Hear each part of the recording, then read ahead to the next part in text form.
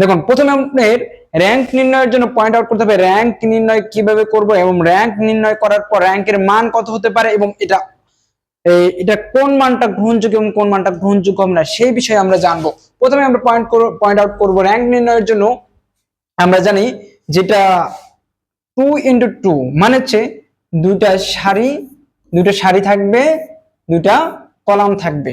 এটা হচ্ছে 2 গুণন 2 বলা হয়। তিনটা সারি তিনটা কলাম, এই যে তিনটা সারি, এই যে তিনটা কলাম। আর এখানে 1 × 1 তার মানে একটা সারি একটা কলাম, তার মানে শুধু 8। এরকম বিষয়টা যে শুধু 8। তো বিষয়টা হচ্ছে এখন আমরা জানবো এখন 1 × 1 এটা হচ্ছে একটা সারি একটা কলাম। এখন যদি এটা দেই তাহলে তো দুইটা সারি হয়ে গেল, রাইট? আবার একটা কলাম, তার মানে এটা হবে না, তার মানে 1 × 1 সেটাই রাইট। ওকে, আমরা তাহলে হচ্ছে এখন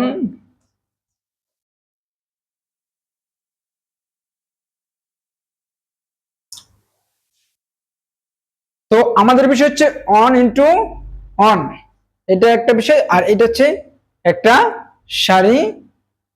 সারি একটা কলাম, তার মানে এটা হচ্ছে 1 × 1।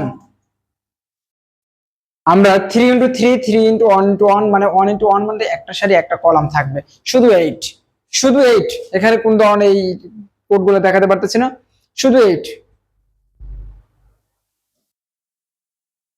ওকে, শুধু 8, এটা হচ্ছে 1 × 1।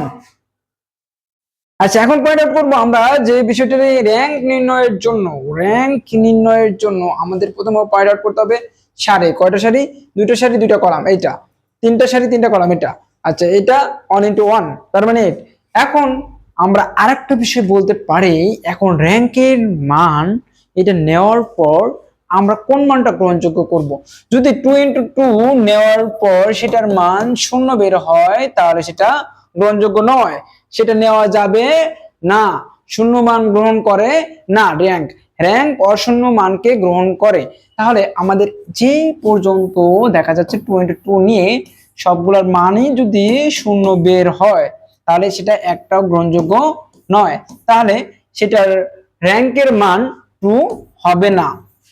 কারণ তুমি র্যাঙ্কটা শুরু করছো কি 2 × 2 দিয়ে, তার মানে র্যাঙ্কের মান নির্ণয় করতে গেলে 2 হবে না, তার মানে এক পর্যায়ে কি তোমার 1 নিতে হবে, 1 × 1।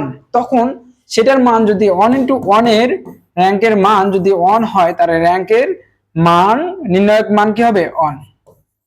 ঠিক আছে, তেমনি ভাবে ধরো তুমি 3 × 3 নিয়েছো, কিন্তু এই 3 × 3 নেওয়ার পর আচ্ছা 3 × 3 নেওয়ার পর তোমার মানটা বের হয়েছে 0, তার মানে এই 0 বের হয়েছে, তার মানে এটা গ্রহণযোগ্য নয়। 0 মান গ্রহণযোগ্য নয়, এখানে এটা গ্রহণযোগ্য নেওয়া যাবে না, কারণ 0 মান গ্রহণ করে না। 0 মান গ্রহণযোগ্য নয়, 0 মান গ্রহণ করে না, তার মানে কি তোমার একটা জিনিস মাথায় রাখতে হবে যে 3 × 3 গুণন এটার মান যদি 0 হয়, এটা সাধারণত র্যাঙ্কের ক্ষেত্রে এটা গ্রহণ করা হয় না।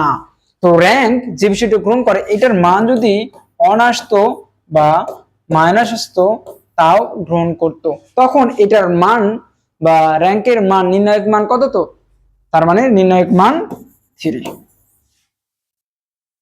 কারণ তুমি শুরু করছো 3 × 3। এখন তোমার এক পর্যায়ে গিয়ে তুমি এটা হলো না, তখন তোমার র্যাঙ্কের মানটা নিতে হবে, এটা দিয়ে যদি সবগুলোর মান 0 বের হয় 3 × 3 এর মান দিয়ে র্যাঙ্ক নির্ণয় করতে গিয়ে, তখন তোমার নিতে হবে 2 × 2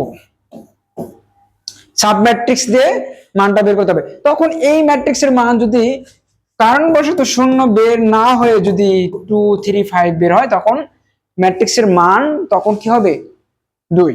আর যদি এক পর্যায়ে 2 তেও না হয়, 2 × 2 তেও না হয়, ম্যাট্রিক্সের মান অন বা ঋণাত্মক বা হচ্ছে কোন সংখ্যা শূন্য না অশূন্য না হয়, তখন সেটার মান অন দিয়ে করতে হবে, 1 × 1 ম্যাট্রিক্স নিয়ে তারপরে মানটা বের করতে হবে। তখন যদি এইটার মান যদি আবার কোনো কারণবশত শূন্য না হয়ে, এই শূন্য না হয়ে অশূন্য মান অর্থাৎ শূন্য ব্যতীত অন্য কোনো মান বের হলে সেটা র্যাঙ্ক মান হবে কত?